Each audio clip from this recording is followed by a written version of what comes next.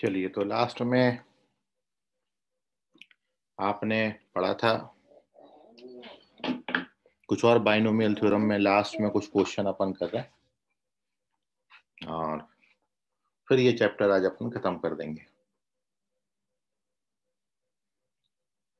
तो जो आपने मल्टीनोमियल थ्योरम पढ़ा, जैसा आपको लास्ट क्लास में भी बोला था, मल्टीनोमियल थ्योरम पर बेस्ड कुछ क्वेश्चन और अपन डिस्कस कर रहे हैं, उनके आप आंसर करिए। तो पहला जो क्वेश्चन है, पूरा थ्योरी जो आपने लिखा है वो सामने रख लीजिए।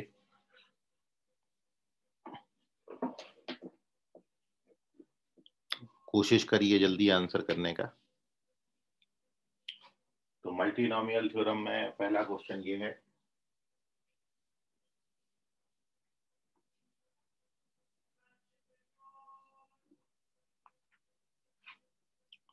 First question is in the expansion of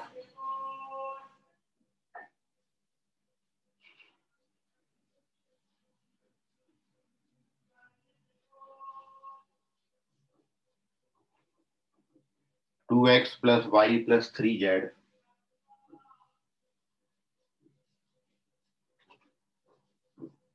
whole raised to the power 10, the coefficient of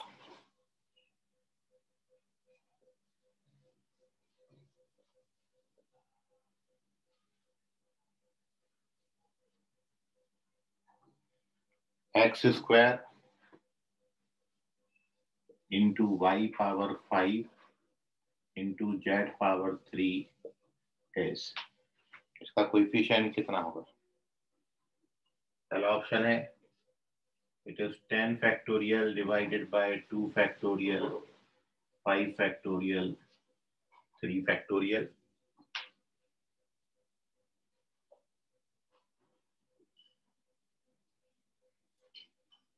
Ten factorial divided by 2 factorial 3 factorial 5 factorial 2 power 2 3 power 3.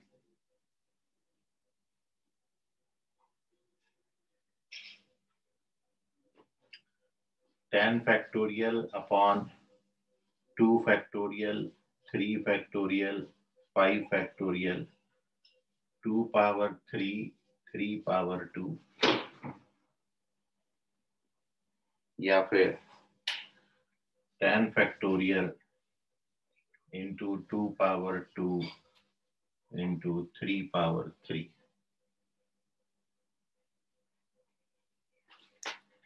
Which one is correct option?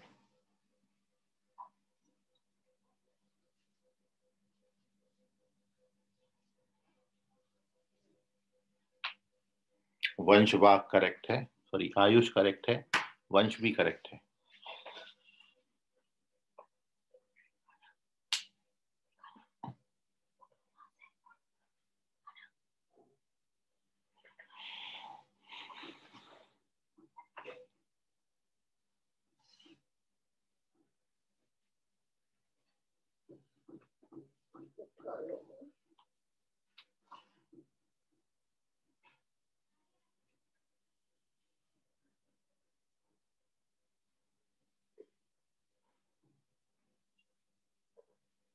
Rishabh Mayur correct है।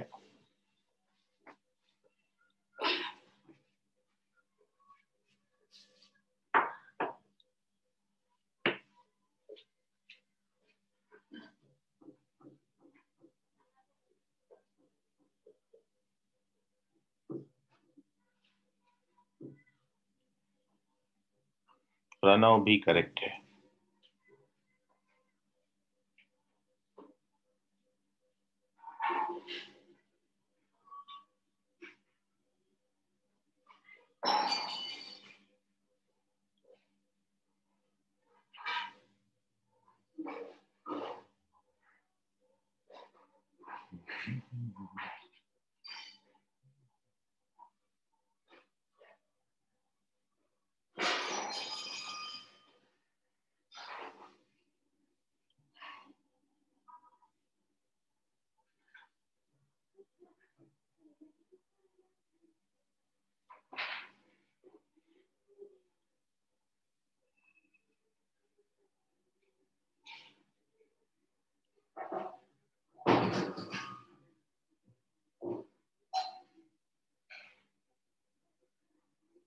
तो theory जो आपको बताया वो साथ में रखोगे तो बड़ा इजीली कर ले जाओगे। तो देखिए ऐसे ट्राइनोमियल में या मल्टीनोमियल जो भी आएगा, दो से ज्यादा भी यदि आता है, तो मल्टीनोमियल में आप ट्राइनोमियल की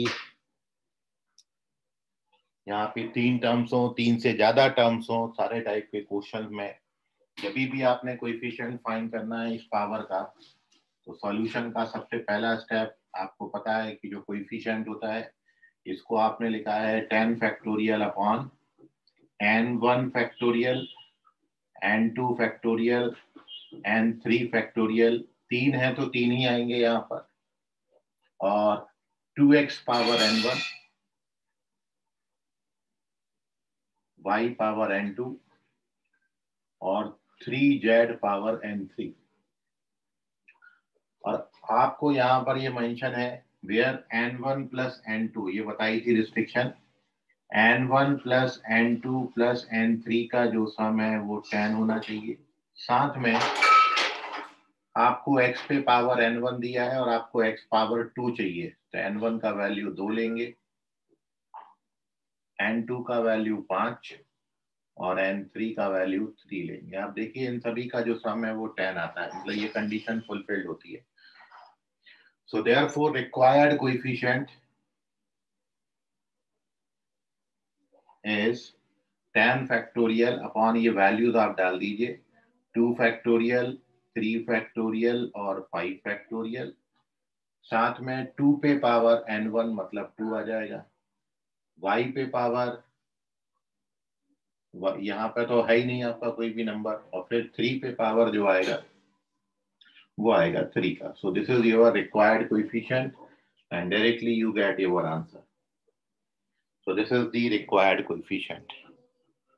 कोई डाउट है आपको इसमें तो पूछ लीजिए, इतना पांचट था सवाल ही।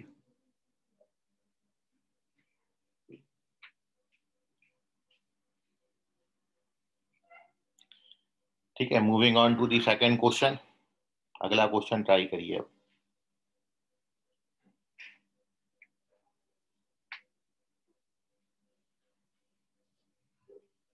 Question number 2।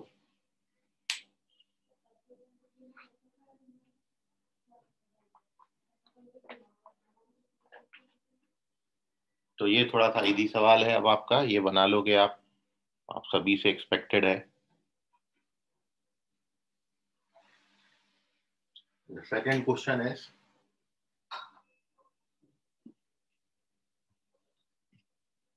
Total number of terms आपने बताने।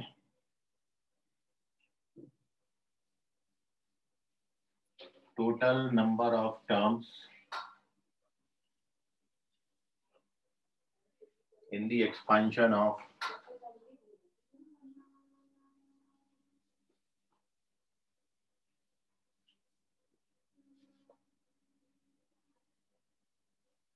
To X minus Y plus 4z whole power 12 is।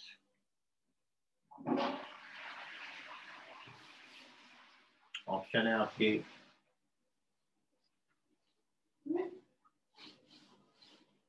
या फिर नन ऑफ दीज।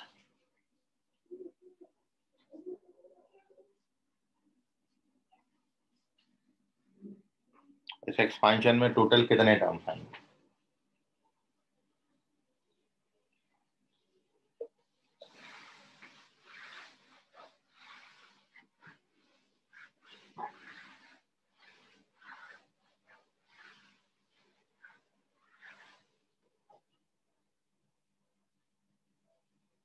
करेक्ट है ऋषभ बोधे। हर्ष अंबारते चेक करें। अन्वेषा करेक्ट है। वंश वाघ करेक्ट है।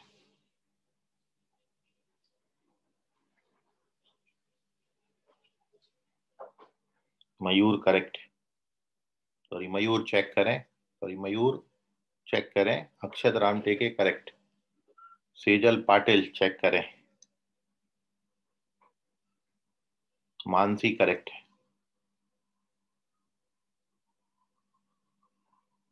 Sanskriti Ingle correct, very good, Pranav correct,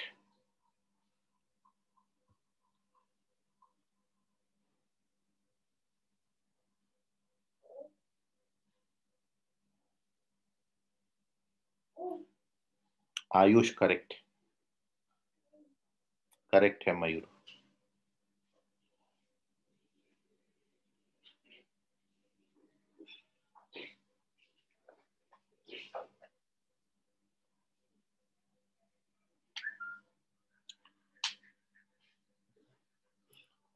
चलिए तो अब आप अगला क्वेश्चन ट्राई करेंगे। करेक्ट आंसर 91 है और फॉर्मूला आपको डायरेक्ट पता ही था। यदि 3 टर्म्स हैं ट्राइनोमियल यहाँ पर, तो सॉल्यूशन में required number of terms is equals to n plus 2c2, n index होता है, तो इट इज 12 प्लस 2 मतलब 14c2, और 14c2 को कैलकुलेट करेंगे तो 14 इंटू 13/2 विच इज 91। तो correct answer is 91, second option correct है।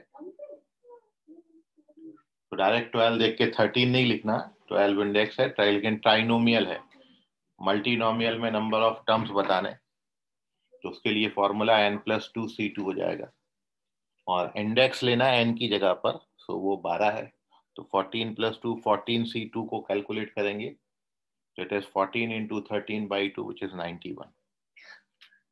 थर्ड क्वेश्चन लिखिए यहाँ पर,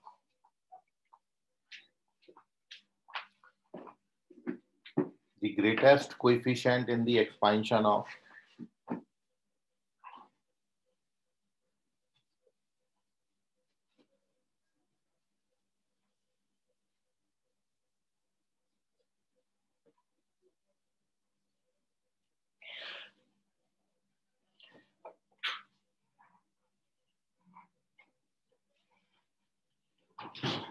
x plus y plus z plus t power 15.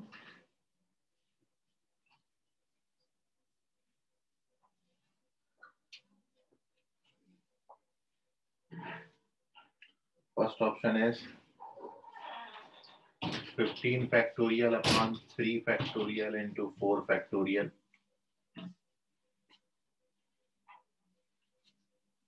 Fifteen factorial upon 3 factorial 4 factorial power 3. 15 factorial upon 3 factorial 4 factorial power 2, या 15 factorial 3 factorial square और 4 factorial का भी square.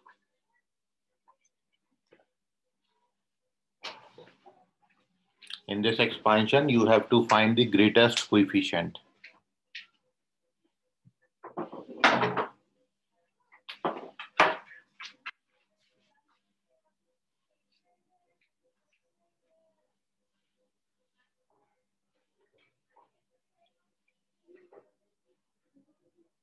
Correct है Mansi, very good.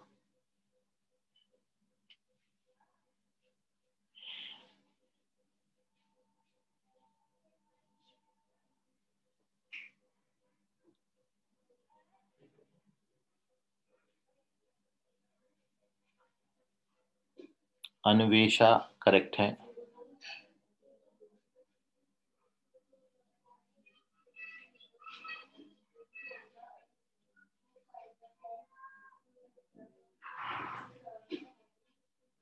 Rishabh Bodhe correct है।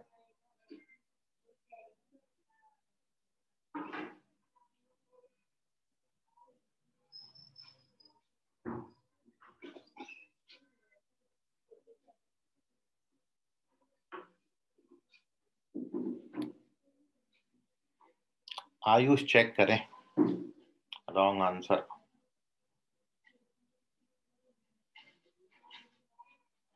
ग्रेटेस्ट कोएफिशिएंट का फॉर्मूला देखो आप जाके वहां पर। मयूर करेक्ट है, अक्षत राम टेके चेक करें।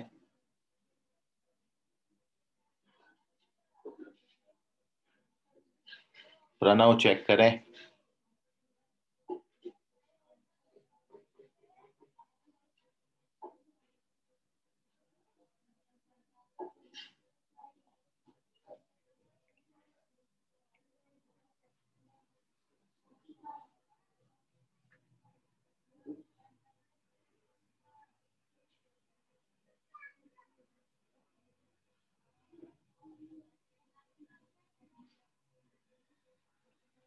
देखिए तो आप सॉल्यूशन कैसे करेंगे। अक्षत राम टेके अभी करेक्ट है।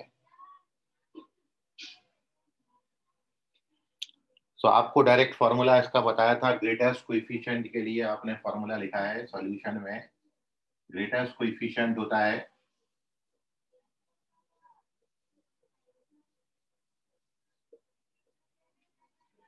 n factorial upon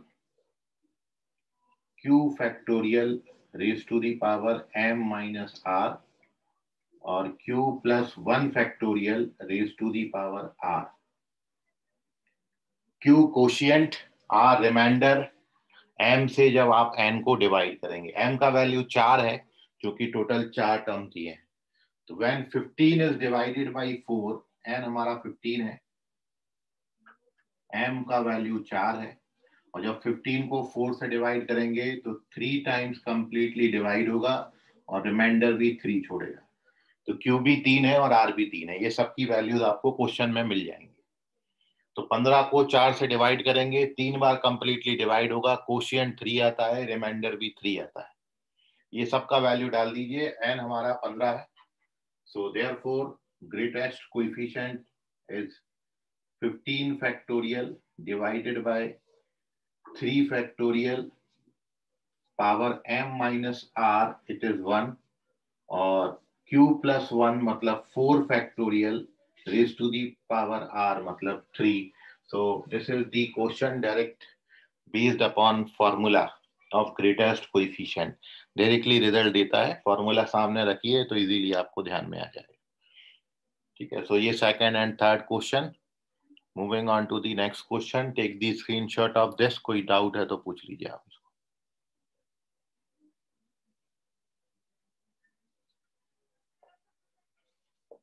third page question number 4।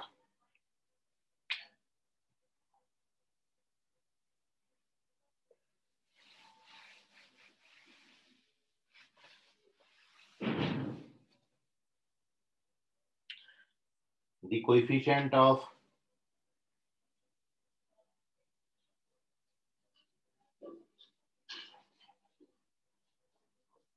x power 3, y power 4, z power 5 in the expansion of xy plus yz plus zx whole raised to the power 6 is। इस एक्सपांशन में x power 3, y power 4, z power 5 का coefficient बताना है। Option है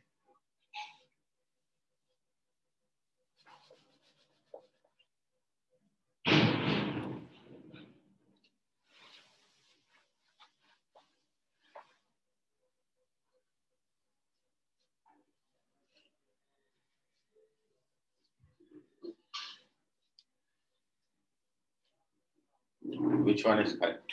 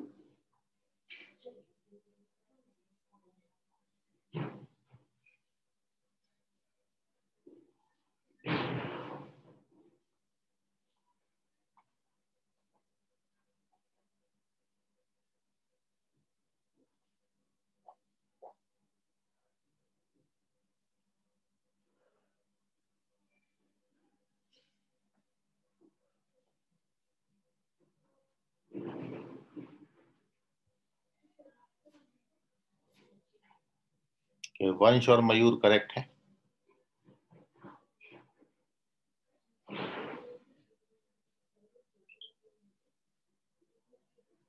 Rishabh Bodhe correct है।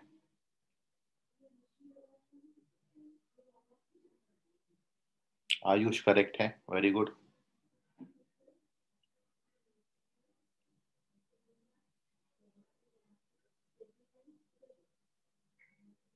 अक्षत Ramteke check करें, Pranav check करें।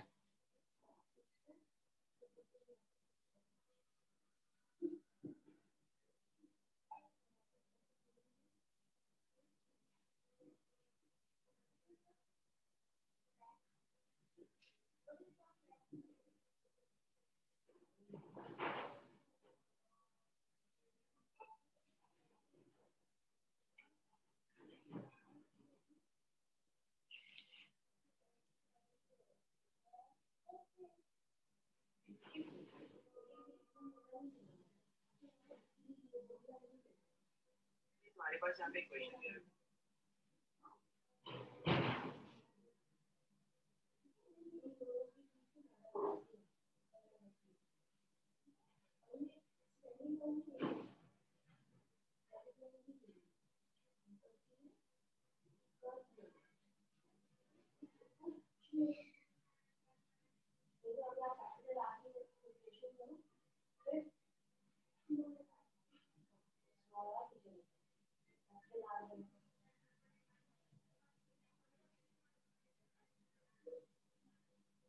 चलिए, अब नहीं आ रहा है तो जैसा आपको बोला था बिल्कुल वैसे ही करते जाइए, आ जाता है ये। देख लीजिए अब solution. Correct answer 60, last option correct है, फोर्थ ऑप्शन। और सॉल्यूशन में required coefficient is equals to 6 factorial upon n1 n2 n3 xy power n1 yz power n2 और into zx power n3, where n1 plus n2 plus n3 का सम 6 होगा। साथ में यहाँ पर x पे जब नेट पावर आप निकालोगे तो x पे नेट पावर आएगी आपकी n1 प्लस n3। तो n1 प्लस n3 का जो वैल्यू है वो 3 हो जाएगा। y पे जो पावर है वो आती है नेट n2 प्लस n1 और आपको 4 चाहिए। और z पे नेट पावर आता है n2 प्लस n3, ये भी आपको 5 चाहिए। तो when we add these three, जब आप इन तीनों को ऐड करेंगे तो n1 plus n2 plus n3 का वैल्यू 6 आ जाए, जो कि आपको यहाँ भी दिया था। अब n1 plus n2 plus n3, ये तीन इक्वेशन और इससे आपको n1 n2 n3 की इंडिविजुअल वैल्यू मिल जाएंगी। सो देयरफॉर n1 का जो वैल्यू है, n1 प्लस n3 का वैल्यू 3 डालेंगे तो n2 का वैल्यू 3 आ जाएगा। n1 प्लस n2 का वैल्यू 4 डालेंगे तो n3 2 दे देगा और n2 प्लस n3 को 5 डालेंगे तो n1 का वैल्यू 1 आएगा। इस तरीके से we get 132 and therefore required coefficient is 6 factorial divided by n1 factorial, मतलब 1 factorial 3 factorial into 2 factorial। इसको आप कैलकुलेट कर लीजिए, 6 5 4 3 factorial divided by 3 factorial into 2 factorial, ये कैंसिल हो जाएगा और ये आपको आंसर दे देगा 60। तो 60 इज द करेक्ट आंसर। हर बार आपने यही करना, देखिए पहले भी आपने यही किया था, कोएफिशिएंट हमेशा यही लेंगे और अब डिपेंड करेगा क्वेश्चन में आपसे क्या पूछा है। तो देख लीजिए कहीं कैलकुलेशन मिस्टेक आपने किया होगा। एक और ऐसे ही लास्ट क्वेश्चन अपन इस पे डिस्कस कर रहे हैं प्रीवियस थ्योरी पर, फिर कुछ और क्वेश्चन ओवरऑल बाइनोमियल पे अपन करेंगे। तो moving on to the next some.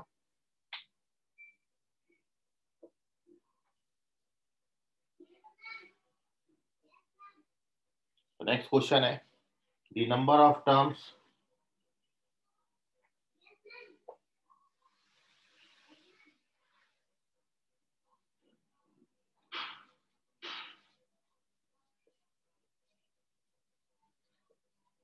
containing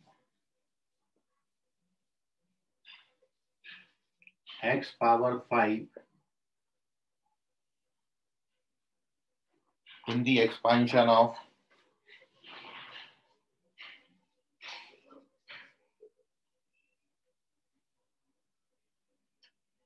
2 minus x plus 3x square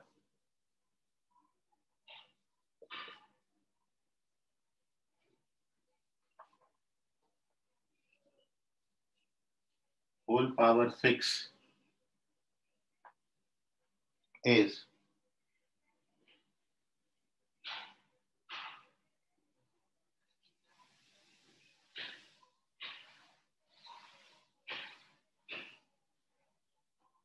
कितने टर्म्स होंगे इस एक्सपेंशन में जो कि x पावर 5 को कंटेन कर रहे होंगे? आपके ऑप्शन है 3, 4, 5 या none of these.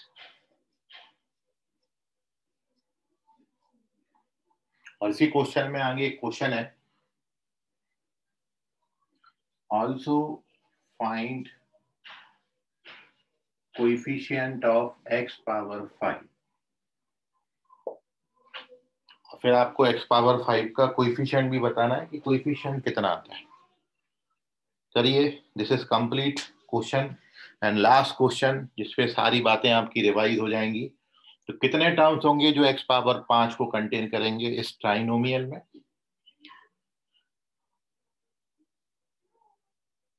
Total 28 terms आते हैं। इन 28 टर्म्स में कितनी जगहों पर x पावर 5 बनेगा, और यदि x पावर 5 की आपने नंबर ऑफ टर्म्स बता लिए तो फिर आप उसका कोएफिशिएंट भी निकाल सकते हो। करिए ट्राई क्वेश्चन।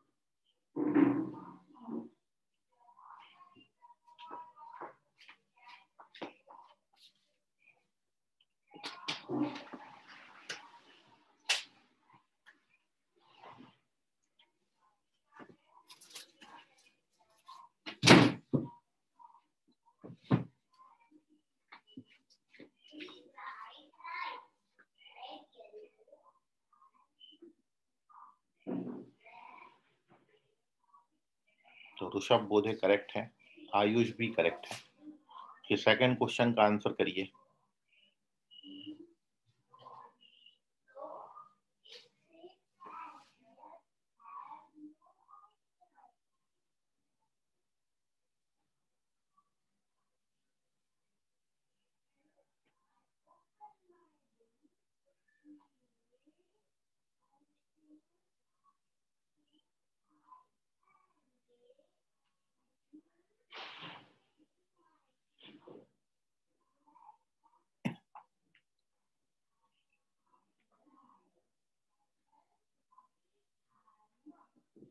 प्रणव चेक करें, वंशवाग करेक्ट है।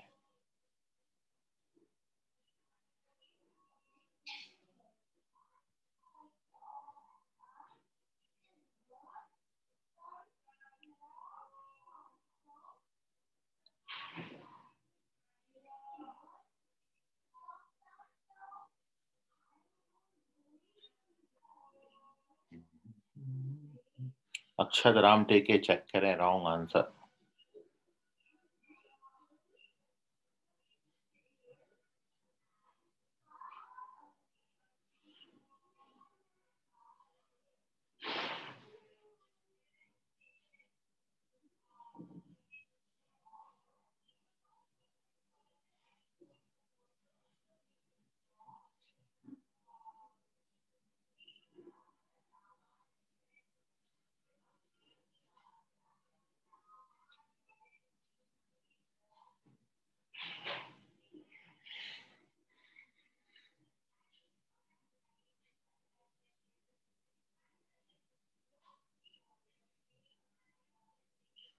चेक करें वंश।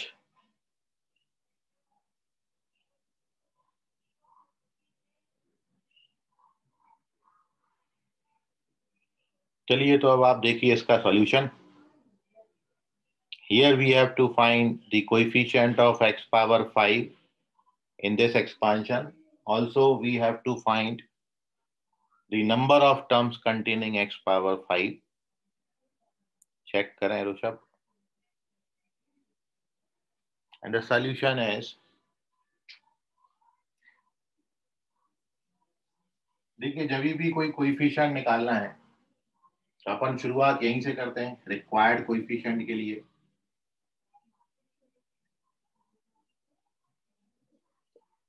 वो हमेशा आपका 6 फैक्टोरियल मतलब n फैक्टोरियल डिवाइडेड बाय 3 है, तो n1 n2 n3, फिर यहां पर 2 power n1 minus 1 power n2 और 3 पावर n3 आएगा।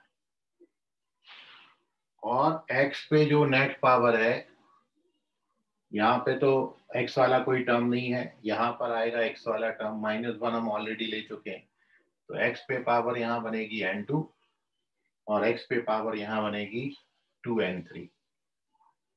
ये x पे नेट पावर बनाएगा। अब हमको ये जो नेट पावर है इसको 5 बनाना है, x पावर 5 का कोएफिशिएंट चाहिए।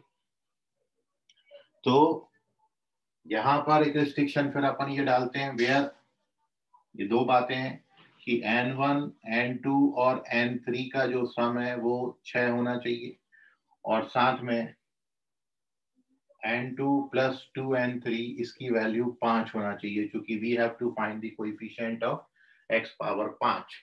तो ये दो रिस्ट्रिक्शन है और आप ये जानते हो n1 n2 n3 they are whole numbers.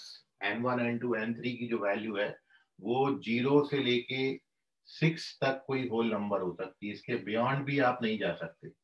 0 से 6 इतने रिस्ट्रिक्शंस हैं जो लास्ट टाइम भी अपन ने थ्योरी जब डिस्कस करी थी तब आपको बताया था। अब आप n1 n2 n3 की वैल्यू निकालने के लिए ये टेबल बनाते थे कि क्या क्या पॉसिबिलिटीज हैं, n1 n2 और n3 की वैल्यूज हम क्या क्या ले सकते हैं। तो उन वैल्यूज में आपको ये बताया था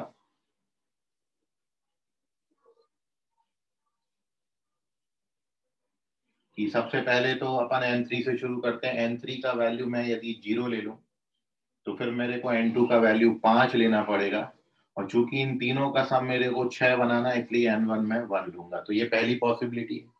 फिर मैं n3 का वैल्यू 1 ले लेता हूँ, अगला होल नंबर 1 ले लेंगे तो ये 2 हो जाएगा, तो n2 का वैल्यू 3 चाहिए होगा, और 1 3 4 हो जाएगा, तो 4 प्लस 2, चूंकि तीनों का सम हमको 6 बनाना है।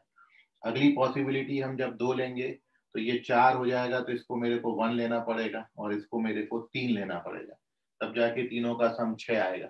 और अगली वैल्यू जब मैं इसको 3 लूंगा तो पॉसिबल नहीं है, क्योंकि 3 लोगे तो ये 6 हो जाएगा और इसको आप नेगेटिव नहीं ले सकते। तो यही 3 पॉसिबिलिटीज हैं कि जब आप n1 का ये पहला सेट ऑफ वैल्यू रखोगे तो x, देखिए आप यहाँ पर n1 की जगह पर 1, n2 की जगह पर 5 और n3 की जगह पे 0 डालोगे तो ये x पावर 5 बनाएगा। फिर ये पॉसिबिलिटी जब डालोगे तो 5 बनाएगा, और जब आप ये डालोगे तो भी 5 बनाएगा। तो कितने टर्म्स होंगे x पावर 5 को कंटेन करने वाले? 3 टर्म्स होंगे, एक ये सेट ऑफ वैल्यूज के लिए, एक ये सेट ऑफ वैल्यूज के लिए और एक ये सेट ऑफ वैल्यूज के लिए। तो आंसर इज 3। x पावर 5 को कंटेन करने वाले 3 टर्म्स होंगे, 3 पॉसिबिलिटीज आ रही हैं ये।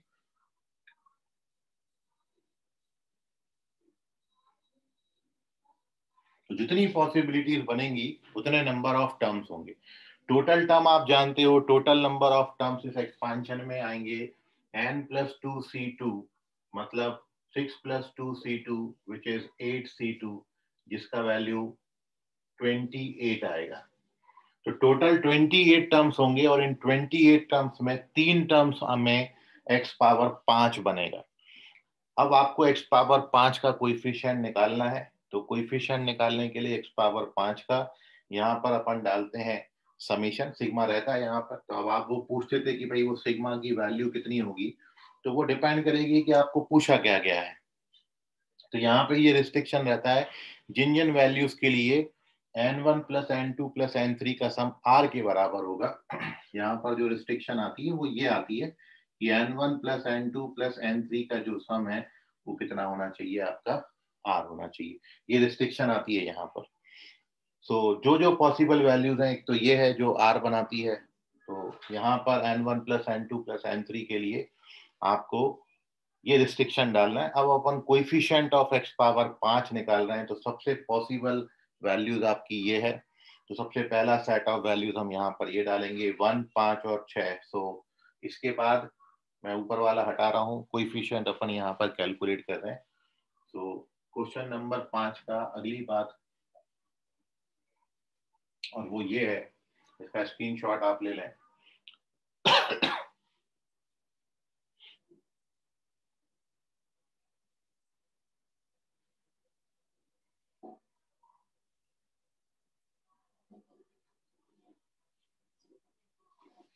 और अब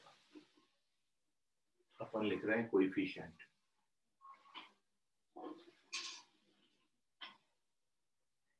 x पावर 5 कब कब बनता है? So coefficient of x power 5 is equal to, जब आप ये पहली सेट ऑफ वैल्यू डालेंगे तो ये बनेगा 6 फैक्टोरियल, नीचे आएगा 1, 5 और 0 का फैक्टोरियल, 1 फैक्टोरियल, 5 फैक्टोरियल, 0 फैक्टोरियल, 2 पे पावर n1 मतलब 2 पे पावर 1, -1 पे पावर 5 और 3 पे पावर बनेगा 0। और ये तो x पावर 5 बन जाएगा। हम तो केवल कोएफिशिएंट लिख रहे हैं, तो x पावर 5 नहीं लिखा।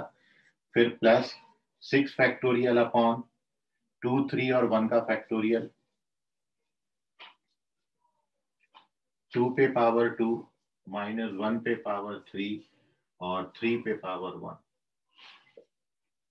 2, 3, 1 की पावर आएंगी, 2 - 1 3 पे। और लास्ट पॉसिबिलिटी है 6 फैक्टोरियल अपॉन 3, 1, 2 का फैक्टोरियल, 2 पे पावर -1 पे पावर 1 और 3 पे पावर, ये कोई सर आप बोलो। सर वो फर्स्ट N1 में सीरियल नंबर 2 में N1 की वैल्यू 2 कैसे आएंगी? 6 चाहिए ना इनका सम। तो N2 + N3 5 होगा, तो वो तो 1 आएगा ना N1। ये वाला ना, हाँ हाँ वही, जैसे 3 और 1 है N2 N3, तो वो तो 5 हो जाएगा, लेकिन 5 + 1 6 होगा ना।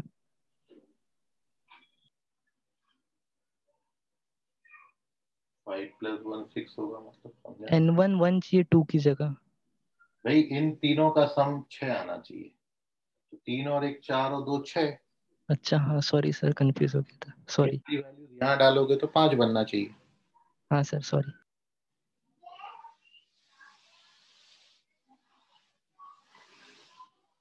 और इसको कैलकुलेट करेंगे तो 6 फैक्टोरियल बाई 5 फैक्टोरियल, इसका वैल्यू 6 आएगा। ये 2, ये माइनस का 1 और 3 का पावर 0 1 हो जाएगा, तो उसको छोड़ दिया।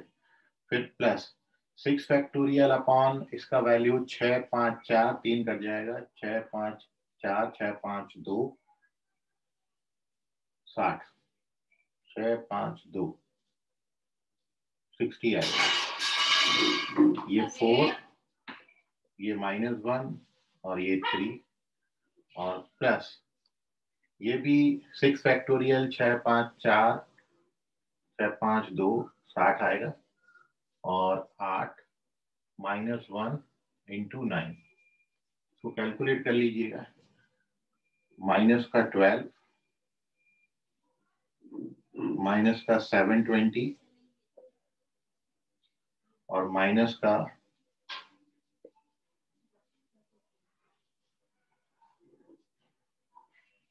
4320. So required coefficient is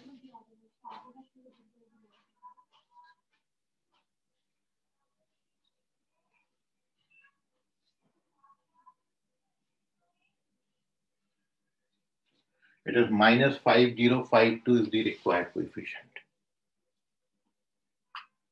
तो देख लीजिए कहीं कैलकुलेशन में आपको डाउट है तो पूछ लीजिए. ये x पावर 5 का कोएफिशिएंट आता है.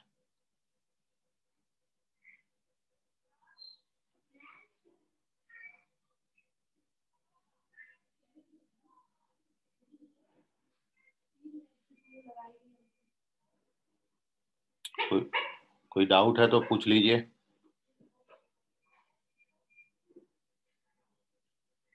स्क्रीनशॉट ले लें.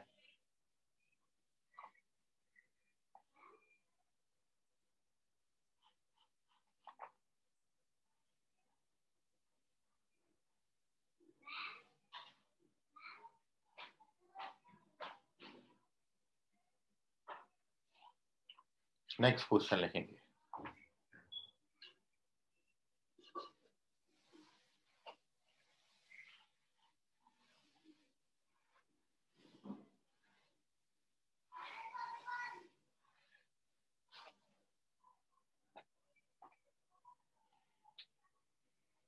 The middle term in the expansion of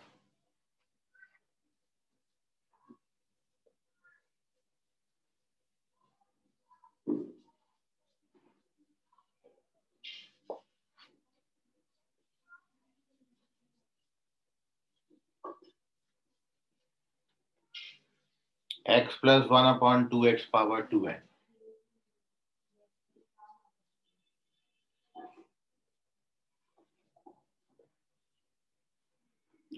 आपके ऑप्शन है 135,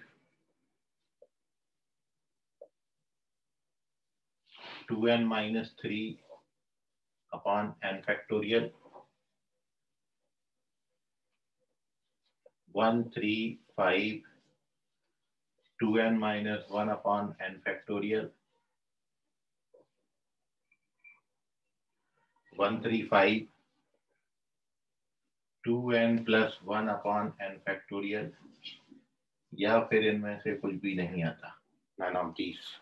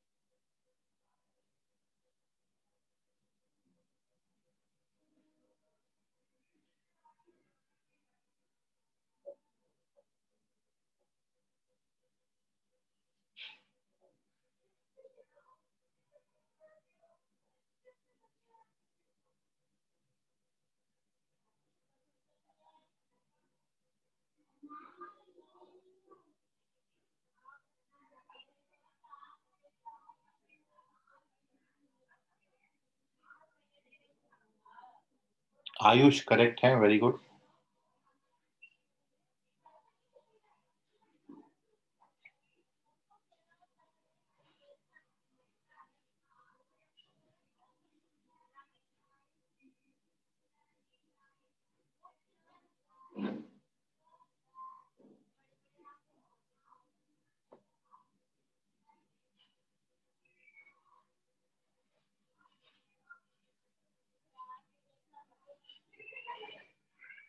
ऋषभ बोधे करेक्ट है,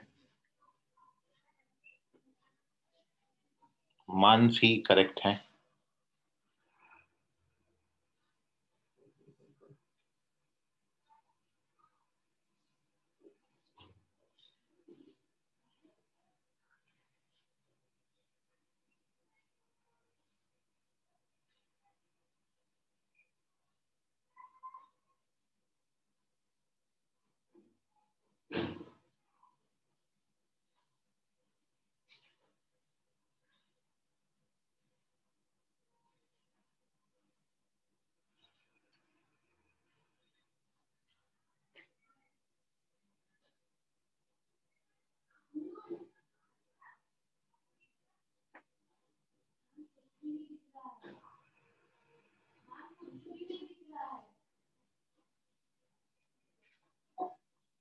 मयूर करेक्ट है,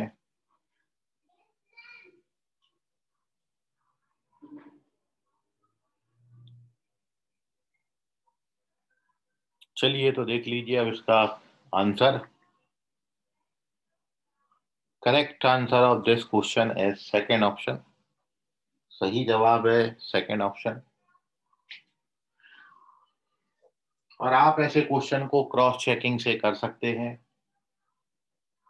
फिर अपन इसका एक्चुअल सॉल्यूशन भी देख लेंगे। क्रॉस चेकिंग में तो केवल इतना ही है कि अपन को मिडिल टर्म पूछा है इन दिस एक्सपेंशन, तो मैं यदि इंडेक्स n की जगह पर 1 ले लेता हूं तो हमारा ये जो एक्सपांशन है ये x प्लस 1/2x पावर 2 हो जाएगा। और जब आप इसका एक्सपांशन लिखेंगे तो मिडिल टर्म इसकी जो बनती है वो बनती है 2 इंटू दिस, ये मिडिल टर्म आएगा और ये लास्ट टर्म आएगा। तो मिडिल टर्म का वैल्यू 1 आता है, अपन को मिडिल टर्म पूछा था। तो अब आपको ये चेक करना है कि n की जगह 1 डालने से कौन सा ऑप्शन मिडिल टर्म 1 बनाता है। ये मिडिल टर्म की वैल्यूज हैं, तो यदि आप n की जगह पर 1 लोगे यहाँ पर तो ये तो -1 आ जाएगा, तो ये ऑप्शन नहीं हो सकता। यदि आप n की जगह पर 1 लेंगे तो ये 3 आ जाएगा, 3/1 3 होगा, तो ये भी नहीं होता। तो ये करेक्ट ऑप्शन है। कुछ भी नहीं किया अपन ने, कोई थ्योरी की जरूरत नहीं है, विदाउट थ्योरी हमने क्वेश्चन का आंसर निकाल दिया। n की जगह पर 1 इंडेक्स लेके, n की जगह पर 1 लेके चेक कर दिया अपन ने middle term. Now its actual solution. तो आपको ये बताया है कि यदि इंडेक्स आपका इवन है, इंडेक्स यदि इवन है तो एक ही मिडिल टर्म होता है, और वो मिडिल टर्म की जो वैल्यू आती है वो आती है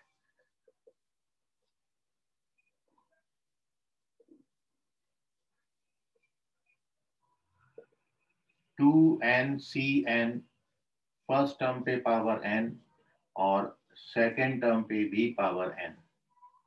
और जब आप इसको कैलकुलेट करेंगे तो ये आएगा 2n/cn 1/2 power n, x power n cut जाएगा।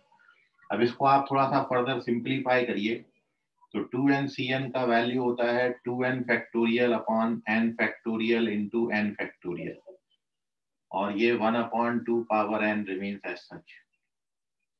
उसके बाद ये 2n फैक्टोरियल को आप ओपन करेंगे तो ये बनेगा 2n minus 1 and so on, 6 5 4 3 2 1। पहले 2n नेचुरल नंबर का प्रोडक्ट, डिनोमिनेटर में n फैक्टोरियल और 2 पावर n है डिनोमिनेटर। अब इसमें मैंने क्या किया, जितने भी ऑड पावर वाले टर्म्स हैं, ऑड टर्म्स हैं, उनको अलग अलग कर लिया।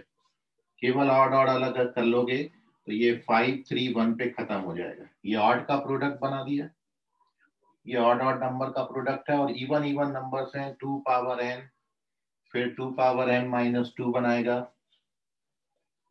और अब 2 6 4 2 पे खत्म हो जाएगा।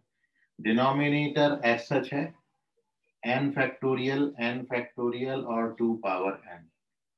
और अब देखिए कि ये जो आपकी पहली वाली टर्म्स है इसको तो हमने एज सच लिखना है, 1 3 से लेके 2n माइनस 1 तक, ये सारे ऑड नंबर्स का प्रोडक्ट है। और जितने भी इवन नंबर्स हैं इन सारे, टोटल 2n टर्म्स हैं ये, इन 2n में यदि n आपके ऑड हैं तो n इवन होंगे, तो ये टोटल n इवन नंबर्स हैं। ये हर इवन नंबर में से एक मैंने 2 कॉमन लिया, यहाँ से 2, यहाँ से 2, यहाँ से 2, यहाँ से 2, यहाँ से 2, तो टोटल 2 पावर n बाहर निकलेगा, अंदर बचेगा आपका 1 into 2 into 3 up to n, और 2 पावर n आ गया बाहर। मतलब इतनी बात को मैं सेकंड ब्रैकेट को लिख सकता हूँ 2 power n into 1 2 3 up to n, और नीचे आपका 2 पावर n है, n फैक्टोरियल है और n फैक्टोरियल है, तो एक n फैक्टोरियल ये कट गया, एक 2 पावर n कट गया, जो बचा वो आपका आंसर है। This is the actual solution of this question. बाकी आप क्रॉस चेकिंग से भी जा सकते थे। इसका स्क्रीनशॉट ले लें, कोई डाउट है इसमें तो पूछ लें।